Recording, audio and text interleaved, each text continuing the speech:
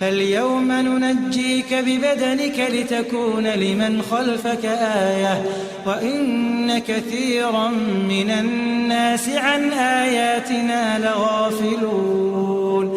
Doctor Morris Bucaille কেন মুসলমান হলেন?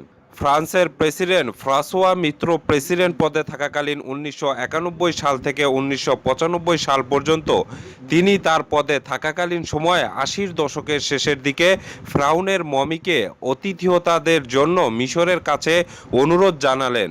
ফ্রান্স তাতে কিছু প্রত্নভিত্তিক গবেষণা করতে চাইল।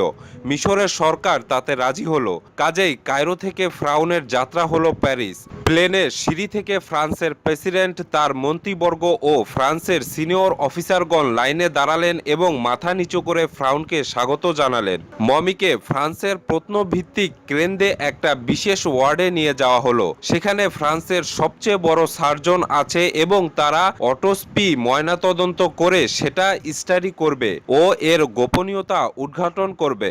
মমির উপর গবেষণার জন্য প্রধান সার্জন ছিলেন প্রফেসর মরিস বুকাইলি। থেরাপিস্ট যারা ছিলেন তারা মমিকে পুনর্গঠন করতে চাচ্ছিল, আর ডক্টর মরিস বুকাইলি দৃষ্টি দিচ্ছিলেন যে কিভাবে এই ফেরাউন মারা গেল। পরিশেষে রাতের শেষের দিকে ফাইনাল রেজাল্ট আসলো। তার শরীরে লবণ অবশিষ্ট ছিল। এটাই সবচেয়ে বড় প্রমাণ সে যে ফেরাউন ডুবে মারা গিয়েছিল এবং তার শরীরে ডুবার পরপরই সঙ্গে সঙ্গে সমুদ্র নীল নদ থেকে তুলে আনা হয়েছিল। তারপর লাশটা সংরক্ষণ করার জন্য দ্রুত মমি করা হলো। এখানে একটা ঘটনা প্রফেসর মরিস বুকাইলিকে হতভম্ব করে দিল যে কিভাবে এই মমি অন্য মমির তুলনায় একেবারেই অরক্ষিত অবস্থায় থাকলো। যদিও বা এটা সমুদ্র থেকে তোলা হয়েছে, কোনো বস্তু যদি আর্দ্র অবস্থানে থাকে ব্যাকটেরিয়া ওই বস্তুকে দ্রুত ধ্বংস করে দিতে পারে, কারণ আর্দ্র পরিবেশে ব্যাকটেরিয়া দ্রুত বংশ বৃদ্ধি করতে পারে। ডক্টর মরিস ফাইনাল রিপোর্ট তৈরি করলো, যাতে তিনি বললেন এটা একটা নতুন আবিষ্কার।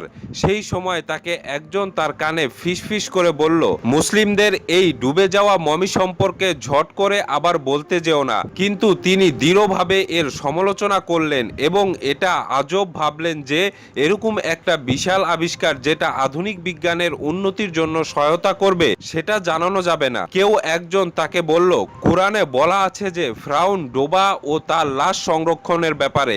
এই ঘটনা শুনে ডক্টর মরিস বুকাইলি বিস্মিত হয়ে গেলেন এবং প্রশ্ন করতে লাগলেন, এই মমি পাওয়া গেল 1881 সালে, আর কোরআন নাজিল হয়েছে আজ থেকে 1400 বছর আগে। আরবেরা প্রাচীন মিশরীয়দের মমি করার পদ্ধতি তো জানতই না, মাত্র কয়েক দশক আগে আমরা জানলাম। ডক্টর মরিস বুকাইলি সে রাতে ফ্রাউনের লাশের দিকে এক দৃষ্টিতে তাকিয়ে বসে রইলেন আর গভীরভাবে ভাবছিলেন। যেটা তার কলিগ তার কানে ফিসফিস করে বলে গেলেন সেটা মুসলিমদের কোরআনে ফ্রাউনের লাশের সংরক্ষণের কথা। বাইবেলের ফ্রাউন কর্তৃক মুসা আলাইহিসসালামের পিছু নেওয়ার কথা বলা আছে, কিন্তু ফ্রাউনের লাশের কি হলো সেটা সম্পর্কে কিছুই বলা নেই। তিনি নিজেকে প্রশ্ন করছিলেন যে এটা কি সম্ভব যে এই মমি যার সেই ফ্রাউন কি মুসা আলাইহিসসালামের পিছু নিয়েছিল? এটা কি ধারণা করা যায় যে মুহাম্মদ আলাইহিসসালাম 1400 বছর আগেই এটা সম্পর্কে জানতেন? ডক্টর মরিস বুকাইলি সেই রাতে ঘুমাতে পারলেন না। তিনি তাওরাত আনলেন এবং সেটা পড়লেন। তাওরাতে বলা আছে, পানি আসলো এবং ফিরাউনের সৈন্য এবং তাদের যানবাহন ঢেকে দিল। যারা সমুদ্রে ঢুকলো তাদের কেউই বাঁচতে পারল না। ডক্টর মরিস বুকাইলি হতভম্ব হয়ে গেলেন যে বাইবেলের লাশ সংরক্ষণের ব্যাপারে কিছুই বলা নেই। তিনি তার লাগেজ বাঁধলেন এবং সিদ্ধান্ত নিলেন যে তিনি মুসলিমদের দেশে যাবেন এবং সেখানে প্রখ্যাত মুসলিম ডাক্তারদের সাথে সাক্ষাৎকার নেবেন যারা অটোপসি বিশেষজ্ঞ। তার সেখানে পৌঁছানোর পর ফিরাউনের লাশ ডুবার পর সংরক্ষণের যে আবিষ্কার তিনি যেটা পেয়েছেন সেটা নিয়ে বললেন। তাই একজন বিশেষজ্ঞ মুসলিম পবিত্র কোরআন খুললেন এবং আয়াতটা ডক্টর মরিস বুকাইলিকে পড়ে শোনালেন, যেখানে সর্বশক্তিমান আল্লাহ সুবহানাহু ওয়া তাআলা বলেন, ফাল-ইয়াওমা নুনাজ্জিকা বিবাদানিকা লিতাকুনা লিমান খালফাকা আয়াহ ওয়া ইন্না কাসীরাম মিনান নাসি আন আয়াতিনা লাগাফিলুন।